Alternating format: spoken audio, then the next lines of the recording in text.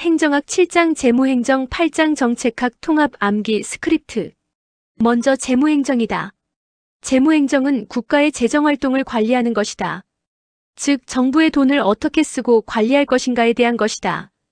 재무행정의 핵심은 예산이다. 예산이란 일정 기간 동안의 정부의 수입과 지출 계획이다. 단순한 숫자가 아니라 정책의 우선순위를 반영하는 것이다. 예산의 기능은 세 가지이다. 첫째, 통제 기능. 둘째, 관리 기능. 셋째, 계획 기능이다.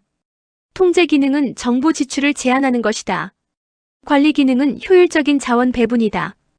계획 기능은 미래 정책 방향을 제시하는 것이다. 다음은 예산의 종류이다.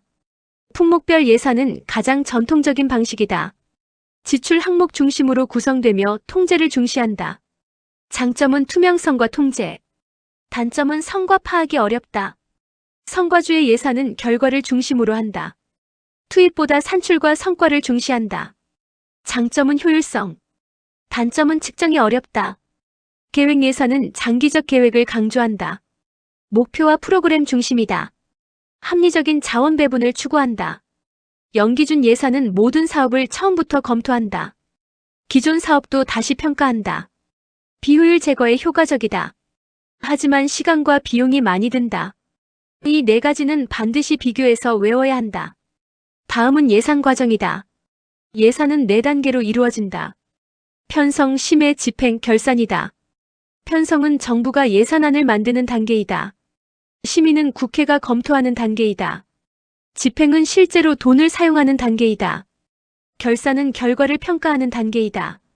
이 순서는 반드시 기억해야 한다. 이제 정책학으로 넘어간다.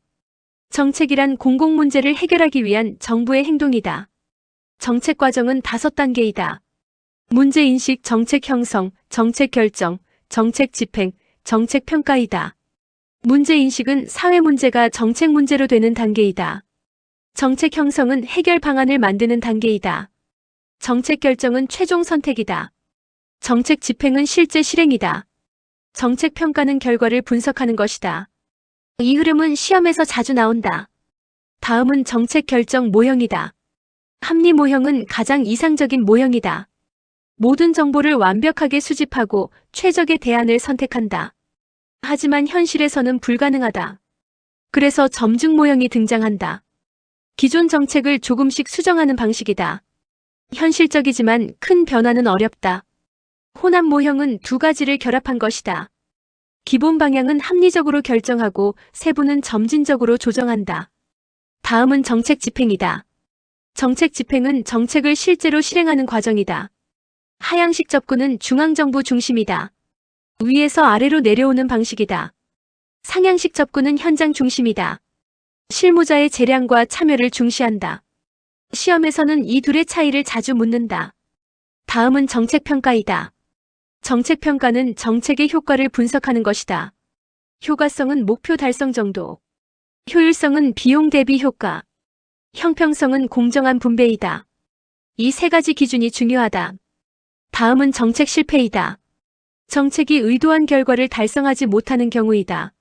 원인으로는 잘못된 문제인식, 부적절한 정책 설계, 집행 실패 등이 있다. 마지막 정리이다. 재무행정은 예산 관리이다. 예산은 통제, 관리, 계획 기능을 가진다. 품목별 예산은 통제 중심. 성과주의 예산은 성과 중심. 계획 예산은 장기 계획. 연기준 예산은 재검토이다. 예산 과정은 편성, 심의, 집행, 결산이다. 정책은 공공문제 해결 수단이다. 정책 과정은 문제 인식부터 평가까지이다. 합리 모형은 이상적. 점증 모형은 현실적. 혼합 모형은 결합형이다. 하향식은 중앙 중심. 상향식은 현장 중심. 이 흐름이 잡히면 정책 문제는 풀린다.